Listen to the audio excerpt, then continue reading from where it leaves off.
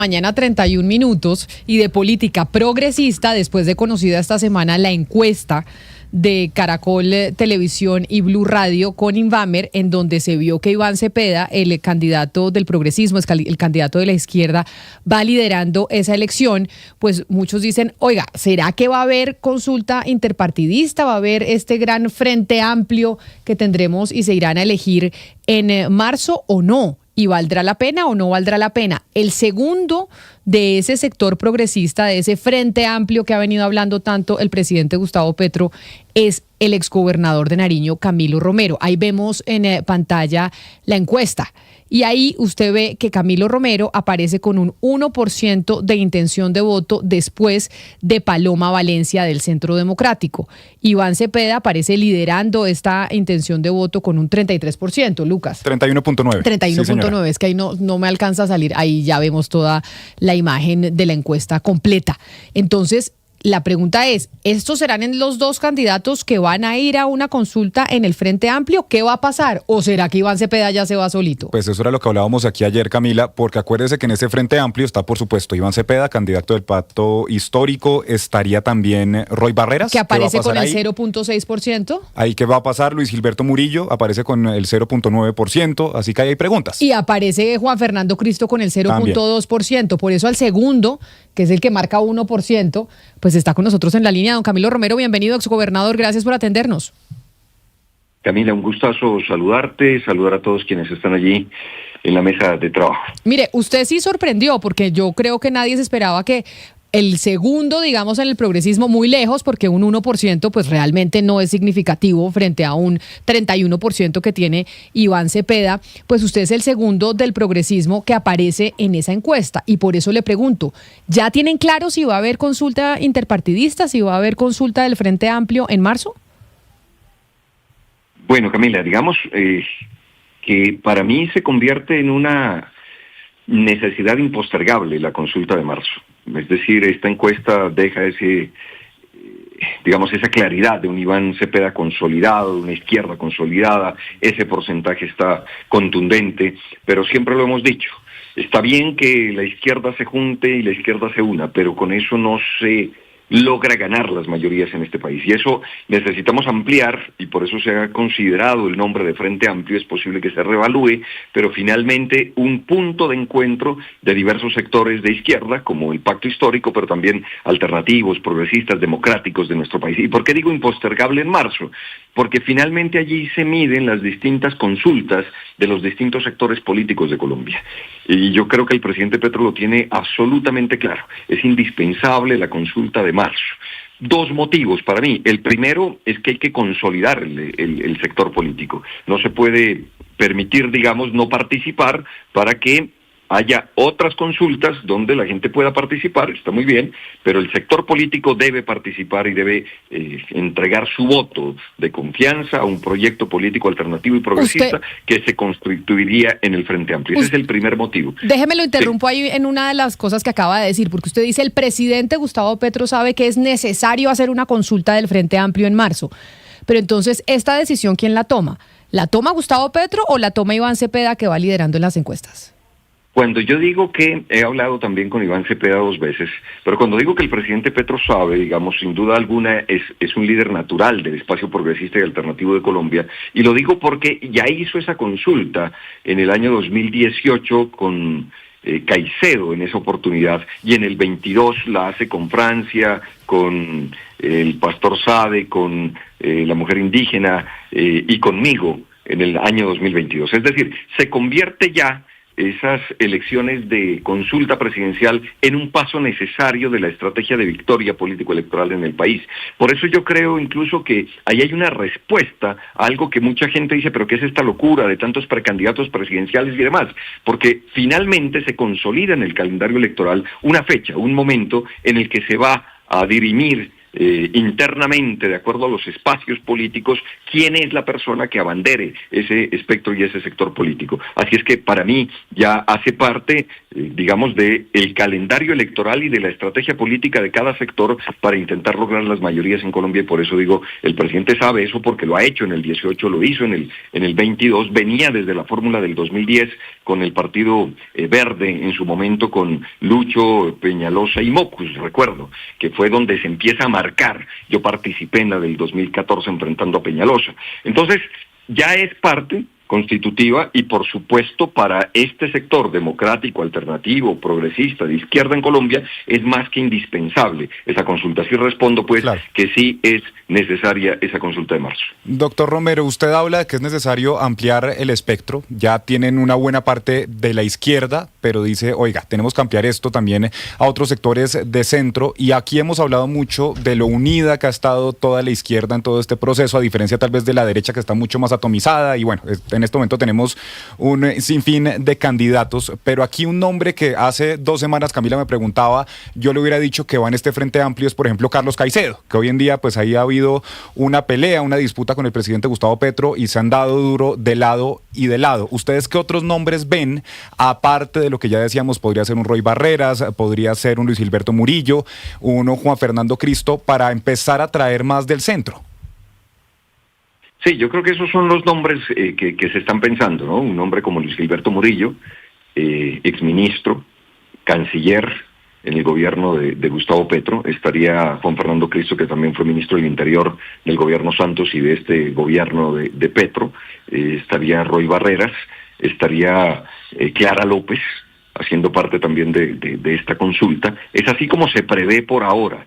Y sí, varios creíamos que Carlos Caicedo podía estar en este espacio, pero ha manifestado que no estaría, digamos, al menos por el momento en ese Frente Amplio.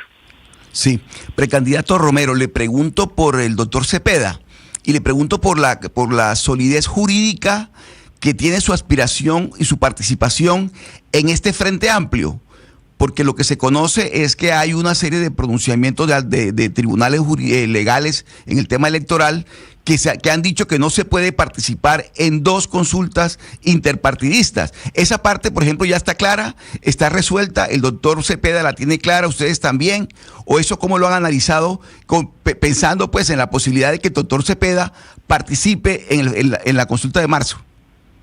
Sí, 2 comentarios frente a eso. El primero es que esperamos que se pueda dar, confiamos en que Iván Cepeda pueda estar en ese Frente Amplio y en esa consulta. Yo diría que es el elemento clave para que podamos tener esa consulta como merece el país. Y segundo, es una incertidumbre total, que solo se va a dirimir en el momento en el que Iván Cepeda presente su candidatura, vaya a inscribir su candidatura ante las autoridades electorales. Digamos, mientras tanto tendremos todas estas inquietudes sobre la mesa y no se va a poder resolver. Habrá quienes digan que sí, quienes digan que no. Allí hay, pues para cada tema, un experto, pero finalmente diría yo que solo se va a resolver esta gran incertidumbre que todos tenemos es en el momento de la inscripción de la candidatura. O sea, candidato que sí define Iván Cepeda. O sea, Iván Cepeda es el que tiene el sartén por el mango y dice, ¿hacemos la consulta o no hacemos la consulta? He hablado 2 veces con el precandidato Iván Cepeda, por supuesto, en la idea de la construcción de ese Frente Amplio. Esa es la tarea impostergable, es lo que hemos conversado. Espero esta semana volver a conversar con él, porque tenemos que juntar estos distintos espacios para que se pueda dar. Él tiene la certeza, la confianza de que va a poder participar en esa consulta de marzo y nosotros también esperamos que así sea. Exgobernador, en la encuesta que vimos este fin de semana de Invamer, pues vimos que según los encuestados, el presidente Gustavo Petro se raja en algunos temas como en orden público, en el tema de la paz total no le va muy bien, la relación con los gobiernos locales tampoco, pero sigue teniendo un electorado pues que le es fiel. Es decir, ustedes tienen al sector de izquierda seducido en el país, eso parece claro. Pero, ¿qué pasa con el centro? ¿Qué conversaciones han tenido ustedes con personas que comienzan a tener un puntaje importante en el centro como Sergio Fajardo? Hola, Jennifer. A ver, yo creo que está claro y consolidado un escenario en el país. Está evidente una polarización en Colombia. Creo que cada vez es más claro qué representa cada uno de los distintos sectores. Y yo creo que desde este espectro político alternativo y democrático tenemos que hablarle al electorado de centro, porque creo que los liderazgos hoy de centro constituidos ya están también consolidados en una manera de actuar, ya los conocemos en su modus operandi, podríamos decirlo, de cómo actúan en la acción política. Y eso, a mi modo de ver, impide una posibilidad de encuentro, insisto, entre liderazgos, entre personajes y personalidades, digamos. Yo creo, Jennifer, que aquí está y va a estar en un punto, y es en discutir, plantear discusiones, democráticas, necesarias para ganarse el electorado de centro, no necesariamente a los candidatos de centro o candidatas de centro. Me parece que allí debemos plantearnos, es como un reto desde este sector del Frente Amplio, de cómo podemos atraer a muchos corazones rotos que tienen además la razón de por qué estar molestos por muchas situaciones, pero que finalmente tendrán que tomar una decisión en el país. Y es volver al pasado, volver a eso que se conoce como una gobernanza paramilitar, o somos capaces de ir para adelante, corrigiendo lo que tengamos que corregir, encantando de nuevo, conquistando de nuevo, con argumentos, con razones, como merece una buena política, a la gente de centro que finalmente tendrá, que decidir cuál de los dos caminos toma. Pero creo que va a ser muy difícil que se haga esto con los liderazgos. Pues lo vemos en sentido práctico. Ustedes no ven un encuentro de los personajes de centro, cada vez están más alejados. Por ejemplo, el señor Sergio Fajardo y la señora Claudia López. Uno creería que allí puede haber unos puntos de coincidencia. Lo que vemos es cada vez más distancia. Y esos son unos personalismos que van a... lo dije desde siempre, tenía 2 predicciones para el 2026. Una ya se cumplió, y es que Vicky iba a ser candidata. Lo digo esto hace más de 2 años. En ese momento no se creía. Hoy ya vemos todo su trayectoria como candidata. Y 2, creo yo que el centro, por la característica de sus líderes, no se va a poder juntar. Esto permite entonces plantear a Colombia desde este sector alternativo un debate necesario a su electorado, más que un intento de acuerdo con las candidaturas. Precandidato Romero, quedémonos en ese punto de los personalismos, porque una cosa es la izquierda y otra cosa es el presidente Gustavo Petro, son 2 asuntos distintos. Y uno ha visto en esta campaña con los precandidatos progresistas, pues que no hay crítica al gobierno de Gustavo Petro. Y pues yo le quisiera preguntar, pues de qué manera van a empezar a ajustarse, a decir, este gobierno se ha equivocado y hay que corregir. Y le doy un ejemplo muy claro, la manera en que Gustavo Petro se refiere a las mujeres, que muchas de las mujeres que votaron por Gustavo Petro no pueden creer la manera en que se refiere a las mujeres. ¿Cuándo va a empezar esa crítica a Gustavo Petro? Mire, yo creo que cada quien tiene su escenario, su espacio político. Hay quienes han venido al lado del presidente dentro de sus mismos proyectos políticos, desde cuando, recuerdo, tenían Vía Alterna con Navarro y después cambiaron a progresistas, y antes pasaron por Colombia Humana, y el Pacto Histórico. Han sido varios quienes han acompañado, hombres y mujeres, al presidente Petro. Yo me he encontrado con él en paralelo, en este camino, cada quien con su liderazgo, nosotros ejerciendo el nuestro, pero sin duda nos encontramos es en la reflexión y en la idea de país, pero nunca, estuve dentro de sus partidos o proyectos políticos en su tendencia y demás. Coincidimos en algún momento en el polo democrático. Yo estaba apenas entrando al polo y él ya iba de salida del polo democrático. Así es que nosotros tenemos un liderazgo independiente, un liderazgo autónomo, un liderazgo que se ha encontrado y ha coincidido con varios puntos, pero que podemos señalar, incluso el propio presidente lo ha hecho, puntos que hay que mejorar. Sin duda alguna él ha reconocido como un fracaso el tema de la paz total. Sin duda hay que mejorar, para mí, en un planteamiento muy importante ante el país, que ha sido parte de nuestra dinámica política, de un gobierno abierto, de un gobierno que pueda tener la capacidad de poner a la ciudadanía en el lugar que corresponde hoy, en los tiempos de hoy. Esto significa que la gente pueda tener en su celular la radiografía completa del gobierno, cuántos recursos tiene, a qué dependencias va, cuáles son los funcionarios, a qué programas, qué proyectos, quiénes son los responsables de esto. Eso lo hicimos ya hace 10 años, en el año 2016, en la gobernación de Nariño. Hoy, con la tecnología que tenemos, pues será sin duda mucho más fácil que la gente pueda tener control sobre el gobierno, que para mí es lo fundamental, que es parte de nuestra propuesta de decir qué tenemos que corregir y podemos avanzar. Yo creo que allí podemos plantear sin duda alguna temas que hay que mejorar. Para mí, este tema de un gobierno abierto, de un gobierno para la gente, transparente, participativo, colaborativo, con presupuesto participativo que llegue a cada una de las regiones, que involucre a las regiones, que así como se No, tuvo la bueno, bandera mejor de dicho, lo que Palestina, pasa es que él está de candidato, Lucas. Entonces usted, si yo lo veo aquí, usted me da discurso en plaza pública, doctor Romero, ya lo veo ahí, mejor dicho, con todas las fuerzas y las ganas de estar haciendo campaña. Yo le deseo la mejor de las suertes. Que está recién llegada hace muy poco, Camila. Yo le deseo la mejor de las suertes y que ojalá pues sepamos pronto si va a haber consulta interpartidista o no, o ese gran frente amplio con miras a marzo y cuándo se deshoja la margarita el candidato Iván Cepeda. Mil gracias por estar aquí con nosotros y mucha suerte. Bueno, Camila, me invita otra vez entonces para echar el discurso. Ah, claro, por supuesto. Cuídese mucho, hasta luego. Chao, nos vemos. Mire, Camila, no, es que tenemos que tener cuidado, Hugo Mario, con los candidatos, porque los candidatos, obviamente los asesores le dicen, usted aproveche cualquier micrófono y empiece a dar discurso, porque ahí es donde lo está oyendo la gente. Cualquier segundo es importante. Camila, esa consulta de la izquierda ya tiene ganador, eso lo sabemos, es Iván Cepeda. Si no acontece nada extraordinario, Cepeda va a ganar esa consulta de lo que se ha llamado el Frente Amplio. Ahora, eso no tiene otro propósito, creo que usted ayer lo decía, Camila, que mantener visible al candidato, que mantenerlo conectado con los ciudadanos, que mantener al electorado activo, conectado permanentemente con la campaña, y obviamente a quienes participan en la consulta, a los otros candidatos que no tienen opción, pues les va bien finalmente, ¿no? Porque no, pero aseguran cargo en el gobierno. Hugo Mario, pero no solo eso. Yo creo que esa consulta es importante por lo que usted acaba de mencionar, que claro que les da vigencia política, los pone a sonar, a entrevistas, etcétera, etcétera, sino que hace 4 años a Gustavo Petro le tocó poner a Francia Márquez de fórmula vicepresidencial por la votación. ¿Cuánto sacó Francia Márquez en ese entonces? Más de 800,000 Esa consulta, votos. Camila, fue la consulta más votada, acuérdese que hubo 3. Gustavo Petro sacó 4.495.000, Francia Márquez 785.200, Camilo Romero 227.000, Arelis Uriana estaba ahí por el partido Maíz 54.000 y Alfredo Sade 21.000. Mire que ahí está ese 1%, son esos 205.000 votos, ¿será o qué? Seguramente. Pero 220.000 votos es una votación importante. Sí, claro, pues vaya y saca 200.000 votos. Camila, tan importante es que los 20.000 votos del pastor Sade le alcanzaron para que estuviera puesto en el gobierno. O sea, en estos 4 años. Pero Camila, no, mire, es que una cosa es un frente amplio con Cepeda y otra cosa es una consulta de frente amplio sin Cepeda.